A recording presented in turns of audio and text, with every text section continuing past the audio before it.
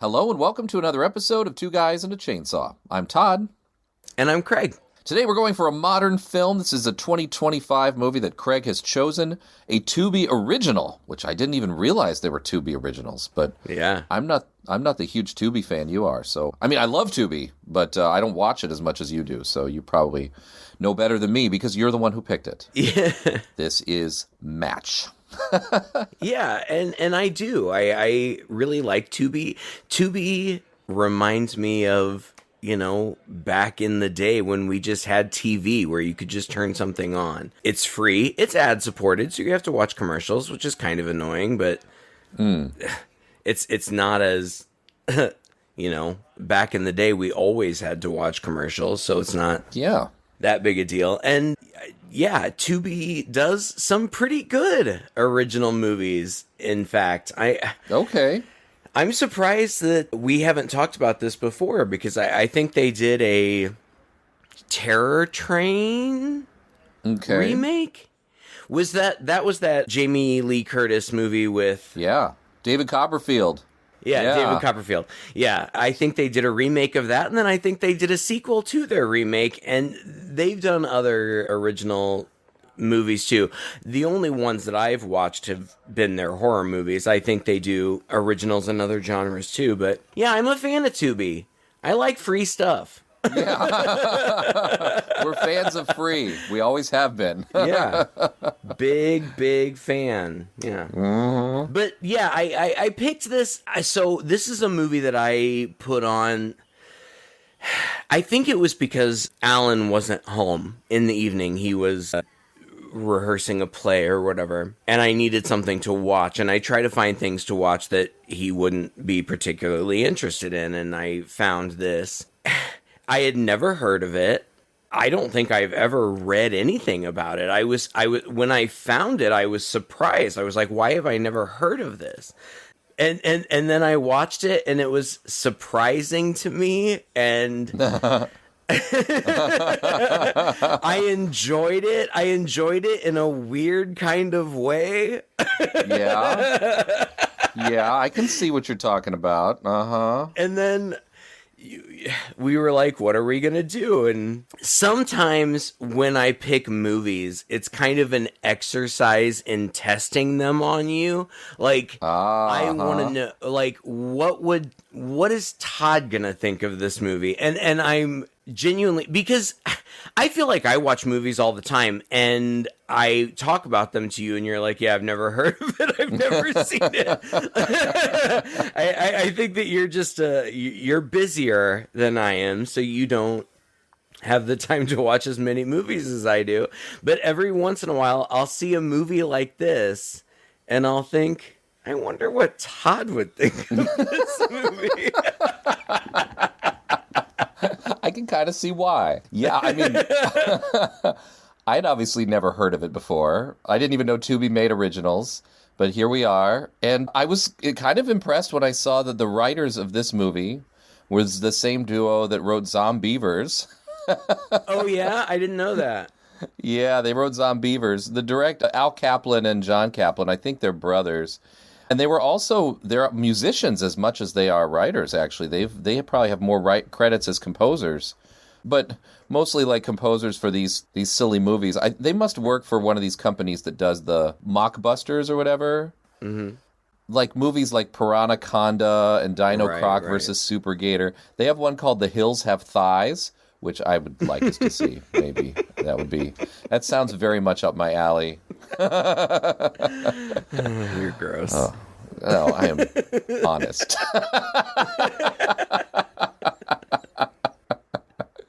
And then the director is Danica Esterhazy. And she directed quite a few movies before this, too, She's directed like 28 movies. And I looked through them, and they're, many of them, if not most of them, are things you've never heard of. And I think that a lot of them are TV movies or straight to video. But she did the remake for the Slumber Party Massacre in 2021. Oh. Have you seen that? I've either seen it or seen parts of it. Okay. It's interesting. It's something that we should take a look at. I think it is, because, we did Slumber Party Massacre. We did the first 2 or 3, so yeah, that would be interesting 100 to years see. ago. Yeah. Yeah, exactly. But anyway, yeah, so after The Hills Have Thighs, we'll tackle that one. Good. You can't wait. So, like, I thought that overall the movie was pretty competently done, you know? I mean, it had a little bit of that low-budget feel, but not necessarily in a bad way, and not distractingly so, I would say.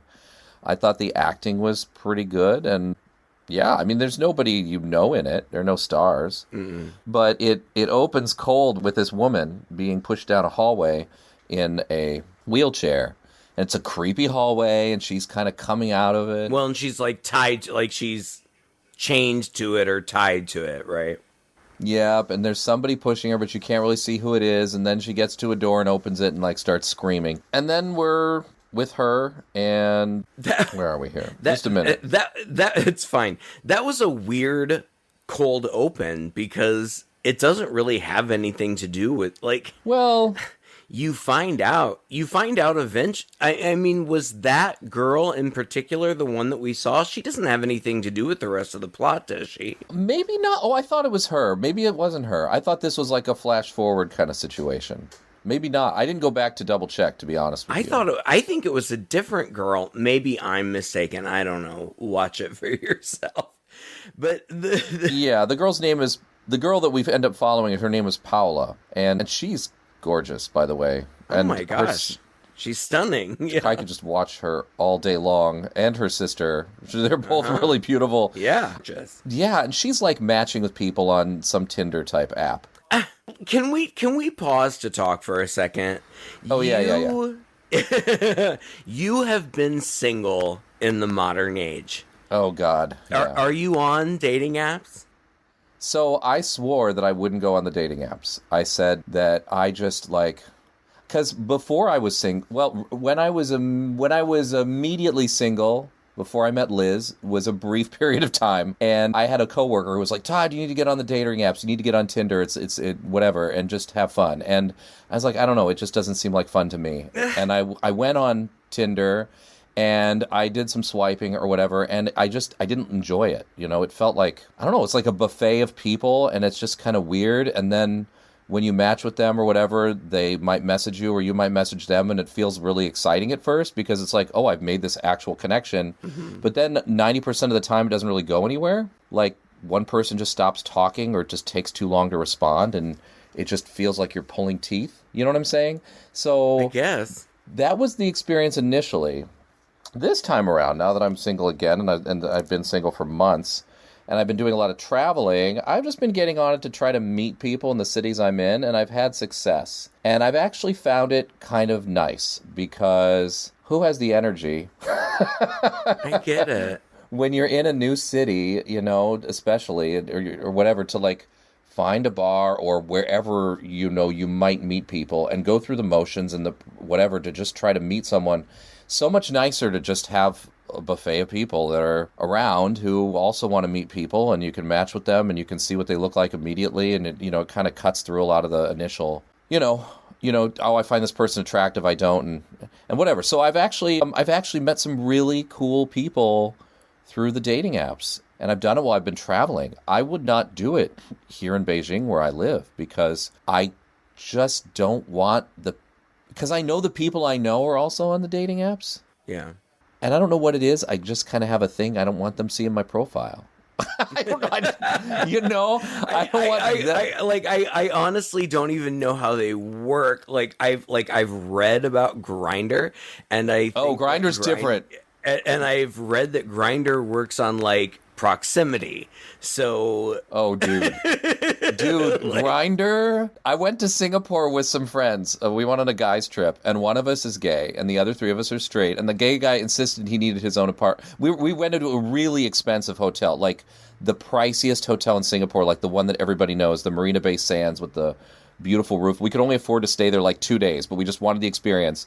He insisted on having his own room because he's like, I'm going to be on Grindr and I'm going to be busy. Oh my God. And I kid you not, Craig, we are standing in line to check in at this super fancy place, right? I mean, it's busy. It's busy. And as we're standing there, and it's a little bit of a process for all four of us to get checked in, my friend, he turns to us and goes, oh, that guy over there, just made eyes at me, like as he walked by. Like some dude just walked by.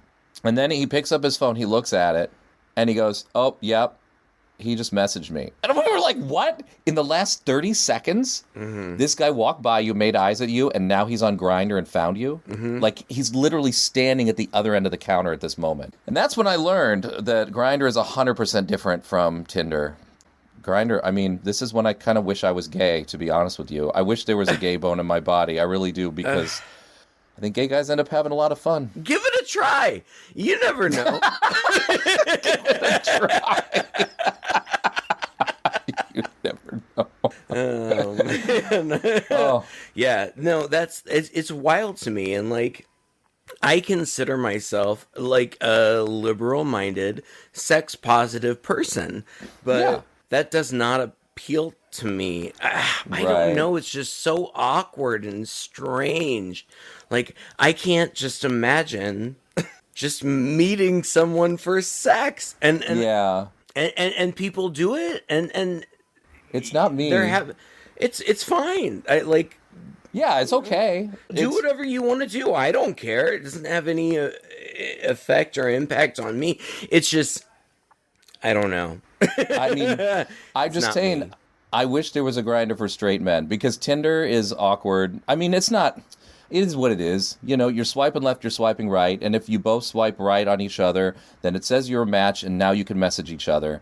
And then it kind of just goes from there. Like, are you gonna, is one person gonna respond? Does one person even check the app that often? You know, that's what you get a lot of times, is like, you match with somebody, you're all excited, you send them a message, and you get a message back like 5 days later. You know, that kind of thing is an issue as well. Grindr is just, you open it up, and it's like, here are all the people within 30 meters of you. You seem to know a lot about Grindr, Todd. I do, because told me all about it.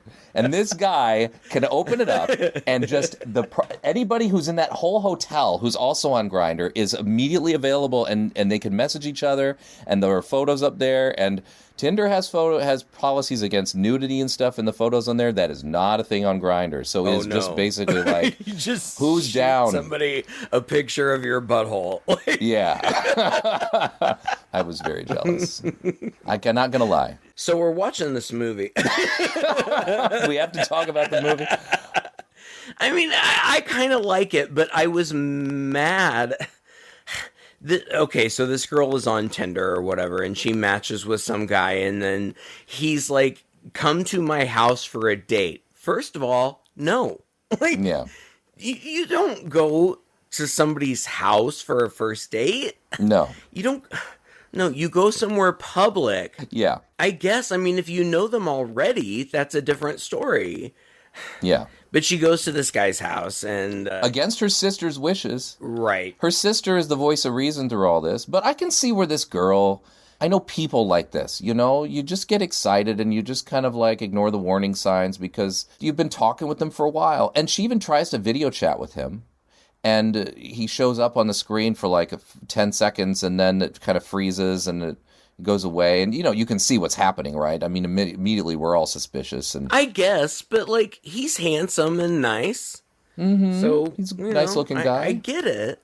But, but you go I just, like, again, I've never done it. I've never been on Tinder or Grindr or any of those sites. But I just feel like the first rule is, first date always somewhere public, right? Isn't that the first rule? Oh, yeah, 100%. And usually something like that you can get duck out of early if you need to. Something that... Yeah, coffee. Coffee, yeah. Afternoon, coffee. You can have an excuse. I can only be there for an hour, whatever.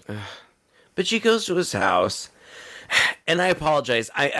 Listeners, I told Todd this before, but I didn't take any notes at all on this movie. I usually take extensive notes so that I can you're our plot king. You're the one who I rely on to recount the plot in detail because I forget that shit. Extensive notes, but I didn't because I rewatched it and I made Alan watch it. And as we were watching the movie, I kept saying to him, you don't hate it. I can tell you don't hate it. And you would just be like, well, I don't like it. And then I would check in with them and, you know, a half an hour later, you don't hate it. Well, I don't like it. I don't think he hated it. I think that this is not a bad movie. Uh-huh. It's a good movie, but I also said to you when we were choosing movies, I said, do you want something smart and arty, or do you want something dumb and...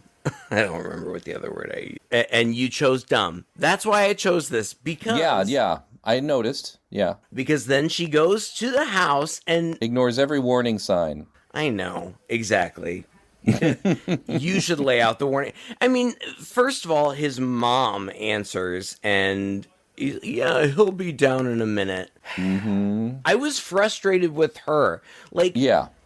And I like her. I don't even remember what her name is. Paula. Yeah. And she's very likable, but... dumb. Just leave. Yeah. Yeah, just leave. Leave and come back when he's home.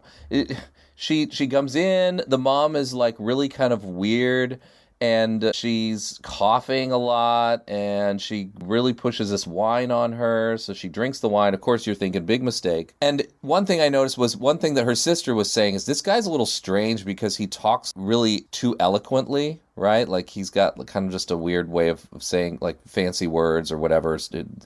His sentence structure is just very old-timey in a way. And then when you're watching this, you realize it's because it's the mom. That's the way she talks. I don't remember exactly what happens, but she drinks the wine and she starts to feel woozy and she passes out. When she wakes up, she's strapped to that wheelchair. Mm-hmm. And she's being pushed down that same hallway, and there's like a foot in a mouse trap and all kinds of gross stuff down this hallway. It doesn't even look like the same house because it's the basement. This house is massive. I don't even understand how this house exists in a neighborhood. It was frustrating to me too. I don't think it's the basement. I think it's supposed to be the second floor. Oh, you're right. It's like the second floor of a huge building. Yes. Yes. How does this second floor exist in this suburban home? Now, mind you, they can get lost in it. Yes, it's a nice home. It's a big home, but there's no way that these massive long hallways with multiple doors to multiple rooms in every hallway. It makes no sense. It makes absolutely no sense. Especially toward the end of the movie when they're trying to escape and they're turning down hallway after hallway. Like, what? This place is not a hotel. This is supposed to be their house.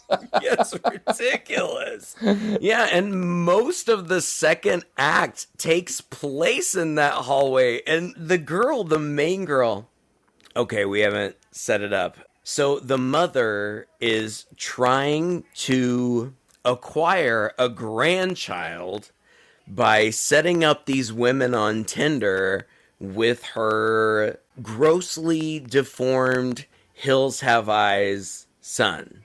Yeah. Henry. She pushes her into this room and leaves her there, and this hulking beast comes out of the shadows towards her with a rose, breathing heavily. She screams. He's cartoonishly freaker. He's like Quasimodo type, but yeah, Quasimodo mixed with Mask, mixed with, I don't know, like half of his face is just, it looks like one giant tumor.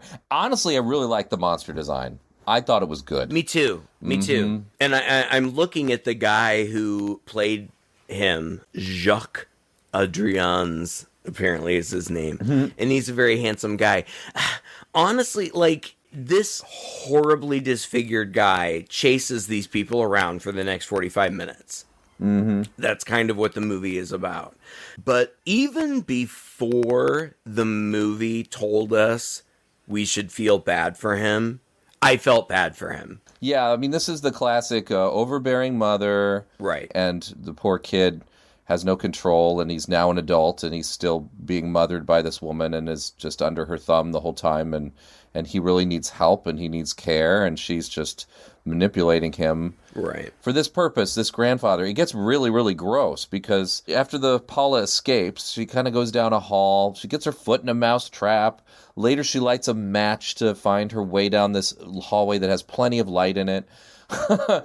She cowers in a doorway for no reason at all. I felt like they were just really stretching this out. Like, every time Paula escapes mm-hmm. and ducks into a room time suddenly stands still. Mm-hmm. And now she's interested in exploring or seeing things or whatever. Like, just get the out of there, you know? I know. Just, like, run. There's one point where she falls asleep and sleeps until the next day. That was crazy.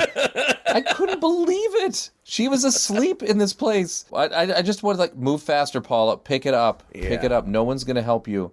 And this is not a place you want to linger. Meanwhile, her sister notices that she's not home. And they have a father who is blind. Conveniently blind. Yes, and he's having surgery the next day. And they've both promised that they would be there. So the sister knows that something must be wrong. Because even though the mom, the crazy mom, is texting the sister, Maria, from Paula's phone, Maria knows something must be wrong because she said she would be here. There's no, she wouldn't miss this. Yeah. So they've got this parallel thing going where she's trying to hunt down her sister. And she knows she's maybe gone out on a date with this guy and hasn't returned home. Because Paula told her. Yeah, she told her. And you know, I met this guy on Tinder or whatever. She was going to go on a date with him. And she has, Alan pointed this out to me, Maria has Paula on Life 360. Which is what? Oh, is that where you can track people where they are? Yeah. Oh, I didn't catch that bit. Yeah, and so she knows where her phone is.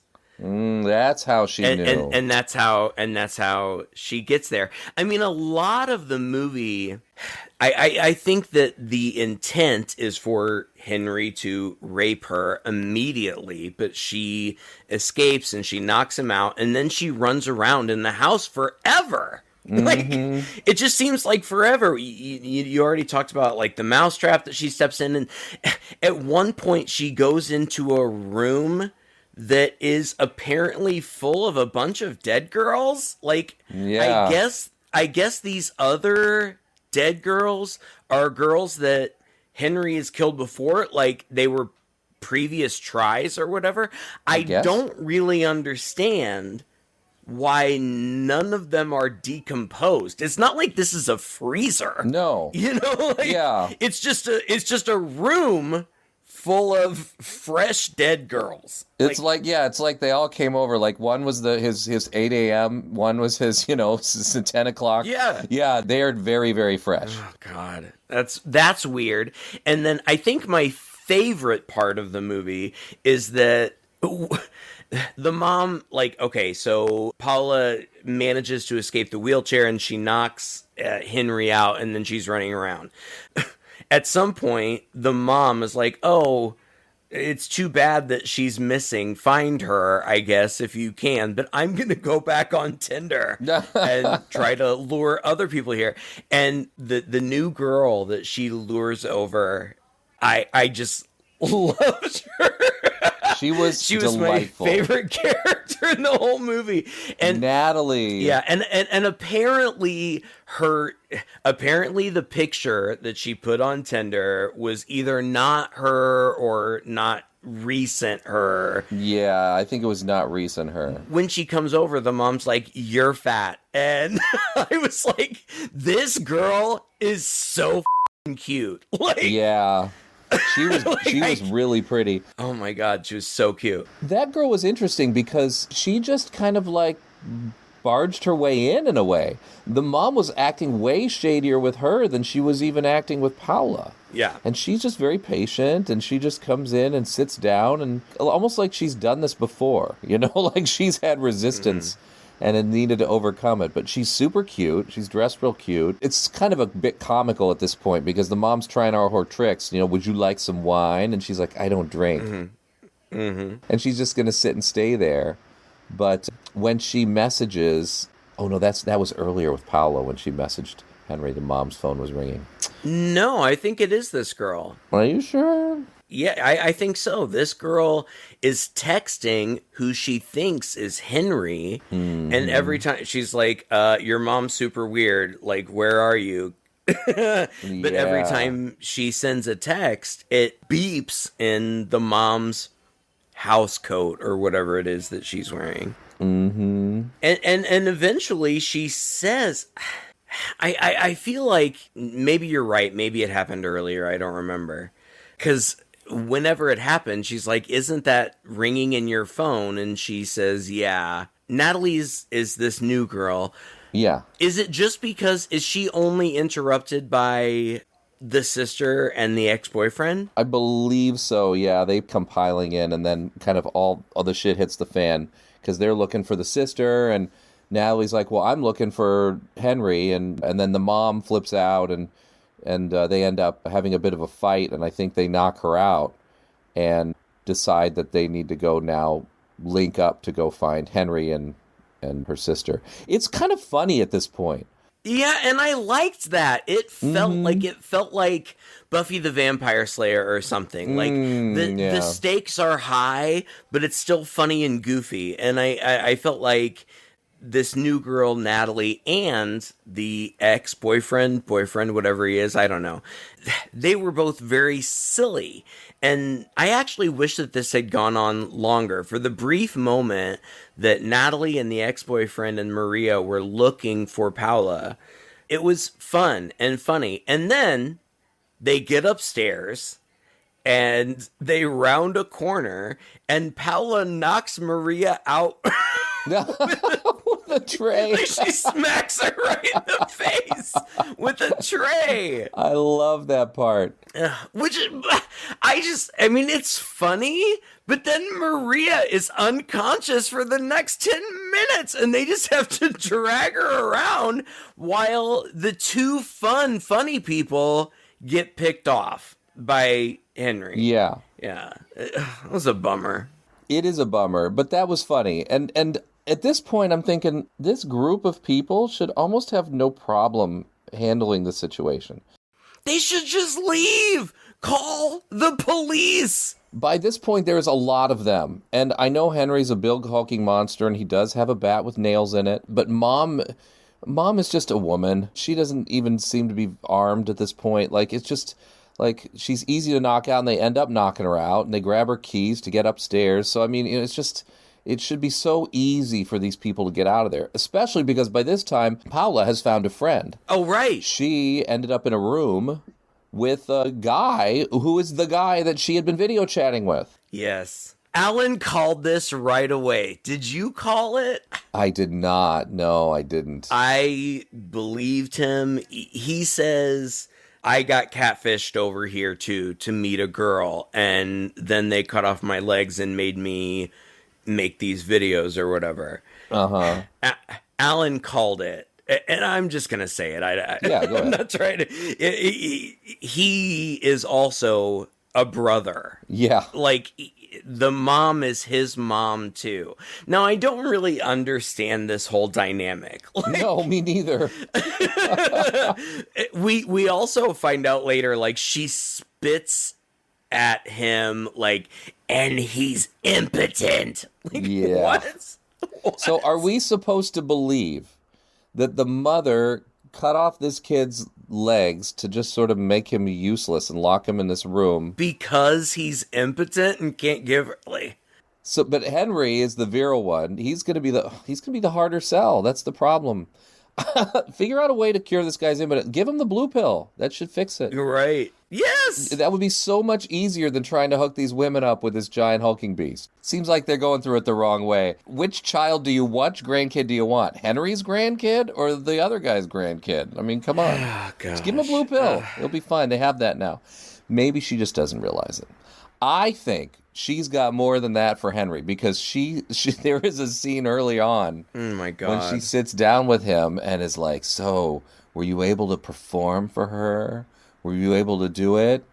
And he's just like, She's like, oh, you know how to do it, right? You know, you like just like you practiced, right? Here. And then she reaches her hand down his pants and jerks this guy off. And not only does she do that, but we get to see her wipe it off her hands. Like, it's disgusting. This is definitely, sometimes people just put shit like this in movies to shock you, And I mean, I know that's the point of a horror movie, right? It's meant to shock us. But this went a little too far for me. Yeah. I don't know. I just felt like it wasn't interesting enough. The dynamic was too simple. We've seen movies. We've seen a lot, particularly older movies, like, grindhousey type movies where there's like a weird, whacked out family. Yeah. And some of them are just dumb, but some of them are kind of fun in that the dynamic between the family members is kind of hard to sort out. And then it's like really weird. It's kind of quirky, and and then maybe there's some weird, strange sexual thing in there, but they don't necessarily come right out and say it. But then maybe there's a scene where you're like, oh God, I just feel like it's done a little bit better when it isn't just thrown in your face in a scene like this, in this movie where it's pretty simple.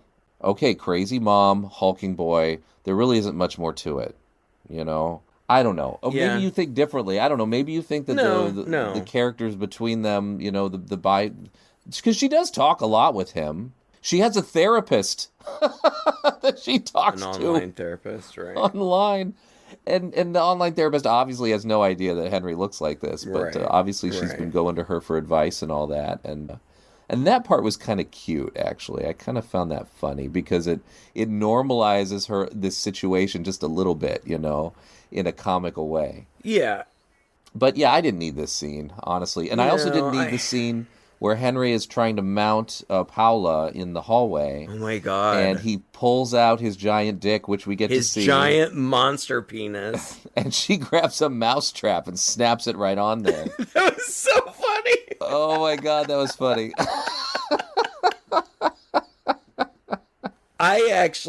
That part I actually kind of enjoyed. Now, I don't enjoy depictions of sexual violence. I don't like that. It makes me very uncomfortable. But Yeah. this was cartoonish, and no sexual assault actually happened because she was able to grab a giant rat trap and put it on his monstrous giant penis. Yes. And then we get to see him struggle with it, get it off. I mean, Pulling it off. oh my God. Oh, come on. And I do not have a giant monstrous penis, but can you even imagine? No, I was trying to think That's of gonna take weeks. That's gonna take weeks and weeks to heal. Your penis is gonna hurt so bad for weeks and weeks. she need to put that Tinder on pause because he's going to be out for the count for a while. I don't even know how he can manage with that giant monster dick to impregnate anyone, to be honest. That's a tough sell. It's silly. It's silly and ridiculous. I agree with you. The mom jerking the kid off scene, it's unnecessary, but I think it's exactly what you said. I think it's meant to be shocking and outrageous. And I think it was very intentional. And whatever, I don't care. I'm not shocked by that. No. It almost seems somewhat predictable in a movie like this. That's, I think, what I'm saying. That's kind of what bothered me. I thought, oh, they're doing this again, except they're just doing it to do it. It just to be shocking because, oh, it's, we're going to throw some sort of incest in here or whatever because it's a kooky family with the mutation and the crazy mom. And I mean, I've seen this before. Plus, it doesn't even make any logical sense. Yeah. if you want your monstrous son to go rape someone and impregnate them, don't jerk them off. No. That is counterproductive. Yeah, that doesn't even make any sense. Exactly. Yep. Anyway. Well. Anyway, I don't know. So yeah, so the three Scooby gang are in there, and Paola knocks out Maria, so Maria's unconscious, and then the two fun people just get killed kind of unceremoniously, really quickly. I don't even remember how Natalie gets killed. I remember that the guy, the ex-boyfriend or whatever, has some kind of, I don't know, weapon, whatever, some kind of stick or whatever. Yeah, it's like a bat with nails in it. Well, the bad guy, but the good guy, the boyfriend. Oh, Yeah, he's like a collapsible baton, Yeah, like a baton. That's what I was looking for. He has like a baton, but the bad guy's like, yeah, I have a bat with nails in it. He just hits him in the head, like. yeah, it's pretty. Well, I didn't understand this scene either because the five of them are standing there at one end of the hallway. Big hulking monster way down at the other end of the hallway. And the dude in the wheelchair is like, I know another way. And they're like, okay, we're going to go. So just f***ing go. Yeah. All four of them go. And then Ryan, the boyfriend of the sister, is like, no, I'm going to take care of this. They're like, no, come with us. He's like, no, don't worry. I got this. So he walks down the hallway towards the monster who's still standing there. He's not chasing them. Like, why did you do that? So he's got his baton, and, like you said, it's like he whips out his baton like, I'm going to beat you up, and then he pulls out the bat, and that's much worse. And so it's like, and then he gets whacked in the face. It takes quite a bit of effort for him to pull this out of this guy's face. It's pretty gross. I did like those effects. I will say that overall, that's one of the reasons that I picked this movie, because I think it's silly and stupid. Like, I don't love this movie, but the effects are pretty good. Like, They are. Even Henry's design, the design of this creature is pretty good. There is one point in the movie where you can see his prosthetic hanging out of his clothes. But beyond that, he looks pretty good. And like this, the guy, Henry, pulling that bat out of that guy's face, that looked great. It was fantastic. Yeah, it was really good. I was impressed. And honestly, a Tubi original, usually a lot of these kind of original movies that are usually shot on a budget there's often quite a bit of CGI blood and effects in them, and I don't think there was a bit of that in here. I really appreciated that everything seemed to be practical. That was good. Then he swings that bat into a plaster wall and ends up leaving it there because he can't pull it out. I was like, really? This guy could pull this? I just didn't understand. Out of somebody's head. Not out of the plaster wall. It was dumb. So anyway, they run, and Ryan's dead, and Natalie gets it because she goes through a door, and he happens to be on the other side. And he puts his thumbs into her eyes. Oh, that's right. That was gross, too. Super gross, yeah. And sad, because I really liked Natalie. I thought she was cute and spunky, and she seemed to be the one who was going to... There was no reason for her to be there, but it was hilarious. Like, she was smarter than Paula had been in avoiding this predatory mom. And then when she found out that they were predatory and horrible, she's like, we're doing this. Yes. We're gonna find your sister. Like me, I have no emotional investment in you and all, but we're doing this. Yeah. I thought it was hilarious, and I loved her too, and I was sad that she died. It sucked that she died. There's a through line in this, and again, this is something that made me roll my eyes because it's so cliche. After she had finished jerking Henry off, she had soothed him by opening up a locket that she has, and she had a tiny little music box on the locket, and, it's this whole music soothes the savage beast thing. Sure. And as soon as his mom sings to him, he quiets down and he calms down. And throughout the whole movie, there are moments where some music comes on or something, and he stops what he's doing and he turns and he seems to be calmed. So...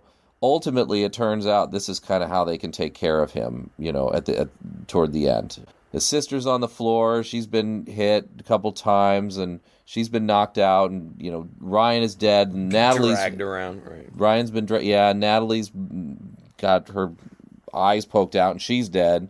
Eventually, it really just comes down to the guy in the wheelchair and Paula and the monster. And it looks like he's got them cornered. And then Natalie's sister's phone kicks on with the ringtone, and her dad. They answer, and it's her dad. And the ringtone soothes him and makes him stop.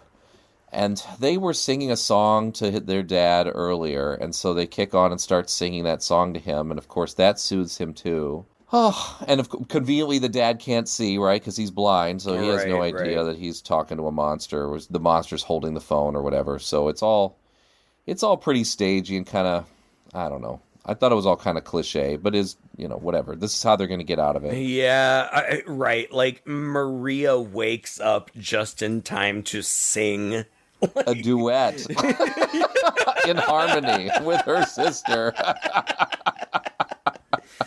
Oh, it's silly. Oh, man. And I don't remember. They neutralize him in some way in that moment. She gets behind him with the bat, and she goes, "Sorry, Henry, we're not a match." And she whacks him in the shoulder with the bat. We're not a match. Oh, Jesus. That was I was rolling my eyes at that, too. She hits him in his big humpback, and then somehow they get downstairs, and then there's a show off with the mom. Yes, that was shocking. For some reason. Mom's awake, and Mom's up there, and Mom has a gun now, and she's aiming it at them.